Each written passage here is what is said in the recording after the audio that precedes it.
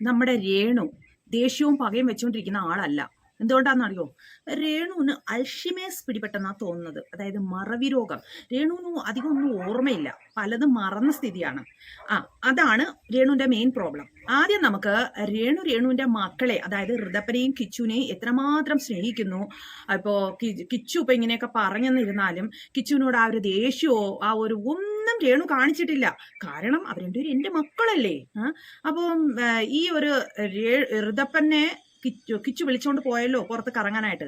അത് കഴിഞ്ഞതിന് ശേഷം നമ്മുടെ സുതിലയത്തിൽ എന്തൊക്കെ കാര്യങ്ങളാണ് സംഭവിച്ചതെന്ന് നിങ്ങൾക്ക് അറിയാൻ ആകാംക്ഷ ഉണ്ടാവില്ലേ? ഞാൻ കാണിച്ചു തരാം, പറഞ്ഞുതരാം, കാണാം. കേൾക്കാദ്യം നമുക്ക് രേണു പറയുന്നത്.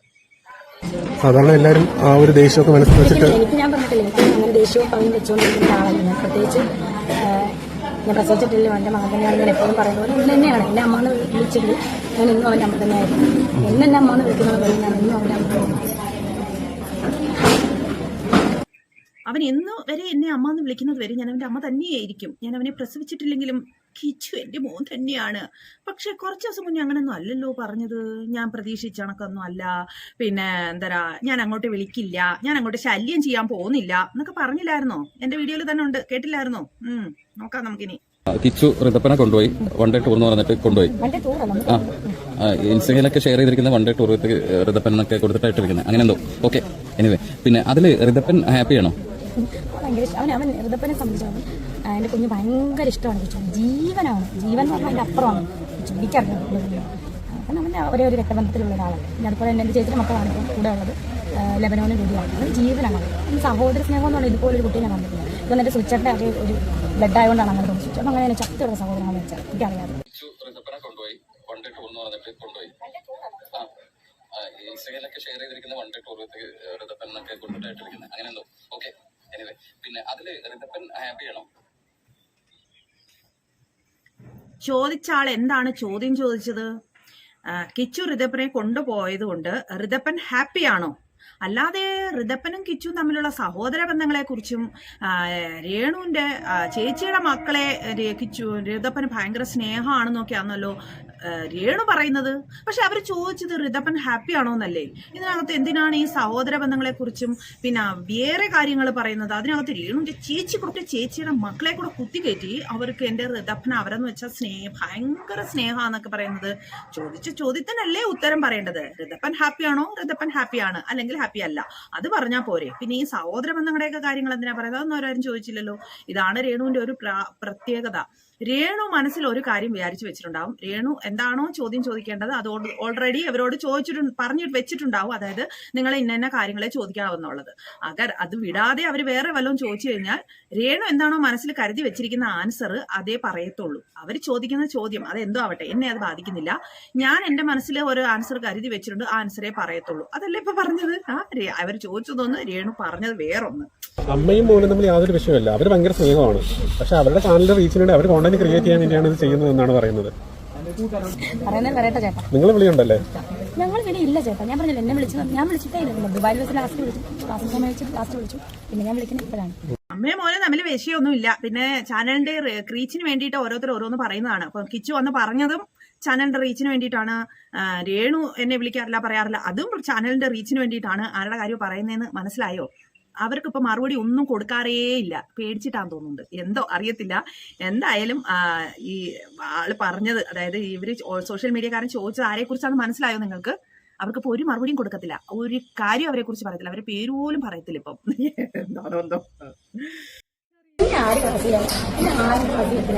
ഞാൻ തീരുമാനിക്കുന്നതാണ് ഞാൻ സംസാരിക്കുന്നത്, ഞാൻ തീരുമാനിക്കുന്നതാണ് ഞാൻ ചെയ്യുന്നത്. എനിക്ക് ആരും ക്ലാസ് എടുക്കാനോ എനിക്ക് ആരും ഇല്ല. ഈ ഒറ്റ രേണു, ഈ ഷെഫീന ബീബിന്റെ പൊട്ടിത്തെറിയൊക്കെ കഴിഞ്ഞോ? രേണു അകത്താക്കുന്നൊക്കെ പറയുന്ന കേട്ടല്ലോ. അല്ല, ഇന്നലെ രേണുവിനെ സപ്പോർട്ട് ചെയ്ത് വീഡിയോ ഇട്ടിട്ടുണ്ടായിരുന്നല്ലോ. ആരാ? ഞാൻ ഒരു കാര്യം പറഞ്ഞിട്ട്, ഒരു ബ്ലോഗേഴ്സിന്റെ വീഡിയോസ് ഞാൻ കാണാറില്ല. തൊണ്ട പോയിട്ട് കാണാറില്ല, താല്പര്യമില്ല. ഞാൻ ആദ്യമേ പറയട്ടെ, രേണു ഇപ്പൊ എന്താ പറഞ്ഞേ? അവര് ചോദിച്ചു വീഡിയോ കാണാറില്ലേന്ന്. എന്റെ തൊണ്ട പോയിരിക്കുവാന്ന്. തൊണ്ടേ കൊണ്ടാണോ വീഡിയോ കാണുന്നത്? ആ എന്തോ എനിക്കറിയത്തില്ല. ഞാൻ നേരത്തെ പറഞ്ഞില്ലേ ചോദിക്കുന്നതിനെല്ലാം മറുപടി പറയുന്നത്. അതൊക്കെ പോട്ടെ. ഞാൻ പറഞ്ഞില്ലായിരുന്നോ ആരെ കുറിച്ചാ ഉദ്ദേശിച്ചത്? അവർക്കിപ്പോ മറുപടി ഒന്നും കൊടുക്കാറില്ലെന്ന്. ഇതാണ് അതിന്റെ ആൻസർ. അപ്പൊ കണ്ടോ, അവരുടെ പേരെങ്കിലും എടുത്തോ. സോഷ്യൽ മീഡിയക്കാർ പേരെടുത്തു, പക്ഷെ രേണു പേരെടുത്തോ, പേര് പോലും എടുത്തില്ല. മനസ്സിലായില്ലേ? ഞാൻ ഇതാണ് പറഞ്ഞത്.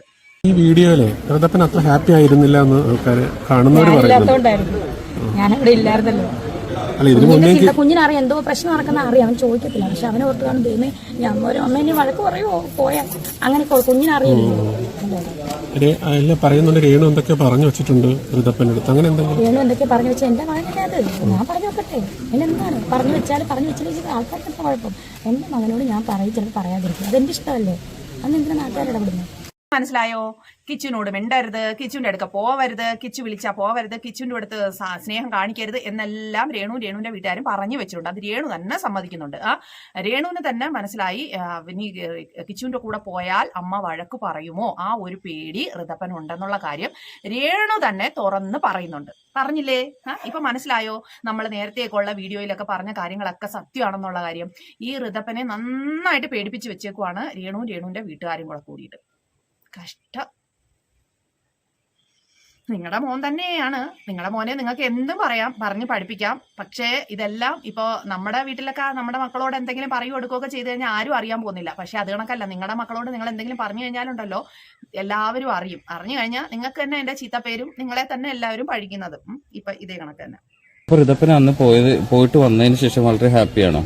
വളരെ ഹാപ്പിയാണ്. എന്തെങ്കിലും പറഞ്ഞു പിച്ചിച്ചട്ടായി വന്നു, പിച്ചിച്ചട്ടായി എനിക്ക് ചിക്കിങ് മേടിച്ചു തന്നു. ചിക്കിങ് എന്നാ പറഞ്ഞത്, ചിക്കിങ് മേടിച്ചു തന്നു. കുറെ സാധനത്തിലൊക്കെ കറക്കി. ഞാൻ വ്ലോഗ് കണ്ടില്ല കേട്ടോ. എന്താ കാണാത്ത? മനപ്പൂർവ്വമാണോ? ഇല്ല, ഞാനൊന്നും കാണാറില്ല. ആരെ ഒന്നും കാണാറില്ല. അല്ല, എന്നാലും സ്വന്തം മകനല്ലോ കിച്ചുവും പിന്നെ ഋതപ്പനും. എന്റെ കണ്ണിൽ വന്നാലേ ഞാൻ കാണത്തുള്ളൂ.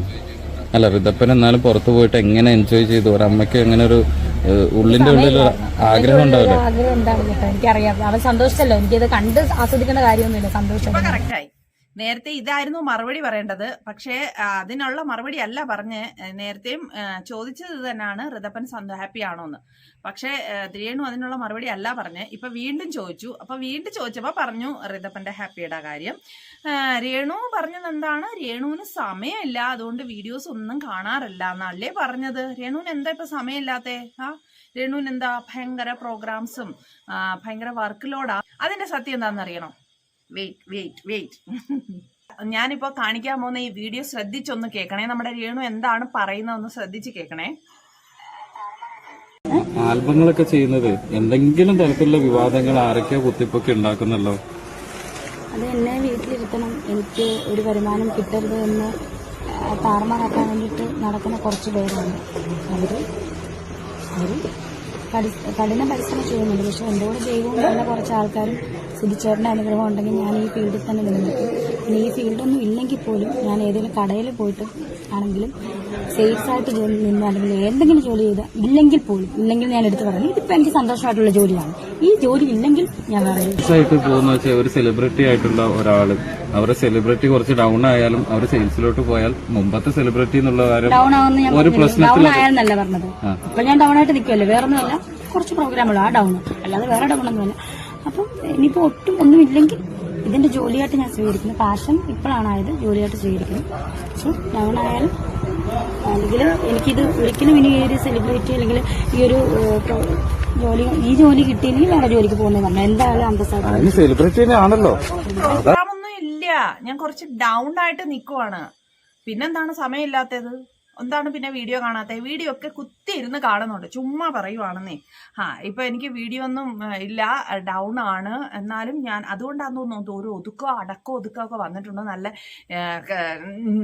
ഞാൻ ഇടുന്ന ഡ്രസ്സൊന്നും ഇടാതെ കുറച്ച് മാന്യമായിട്ടുള്ള ഡ്രസ്സൊക്കെ ഇട്ടിട്ടുണ്ട്. സംസാരത്തിലും ചെറിയൊരു മാറ്റം വന്നിട്ടുണ്ട്. എനിക്ക് തോന്നുന്നുണ്ട് വീഡിയോ ഒന്നും ഇപ്പൊ വലിയ ഒന്നും കിട്ടുന്നില്ല, അതുകൊണ്ടായിരിക്കും. അപ്പൊ ഇതൊക്കെയാണ് ഗൈസ് രേണുവിന്റെ പുതിയ വിശേഷങ്ങൾ. ഞാൻ വീഡിയോയുടെ തുടക്കത്തിൽ പറഞ്ഞിരുന്നു നമ്മുടെ രേണുവിന് ഒരു അൾഷിമേഴ്സ് എന്ന കാര്യം ബാധിച്ചിട്ടുണ്ടെന്ന്. അതിന്റെ വിശേഷങ്ങൾ നമുക്ക് അടുത്ത വീഡിയോയിൽ പറയാം. അങ്ങനെ രേണുവിനൊരു മറവി രോഗം ഉണ്ടെന്ന് എനിക്ക് തോന്നാൻ കാരണം എന്താണെന്ന് ഞാൻ അടുത്ത വീഡിയോയിൽ പറയാം. അപ്പൊ നമുക്ക് അടുത്ത വീഡിയോയിൽ കാണുന്നവരെ വരെ എല്ലാവർക്കും ബൈ ബൈ. അപ്പൊ നിങ്ങൾ നിങ്ങളുടെ അഭിപ്രായം പറയൂ. എന്താണ് രേണു ഈ കാണിക്കുന്നതും പറയുന്നതും ഒക്കെ ശരിയാണോ, അതോ രേണുവിന് കുറച്ചൊരു അടക്കവും ഒതുക്കവും വന്നിട്ടുണ്ടോ? അപ്പം നിങ്ങളുടെ അഭിപ്രായം പറയണേ കമൻറ്റിൽ.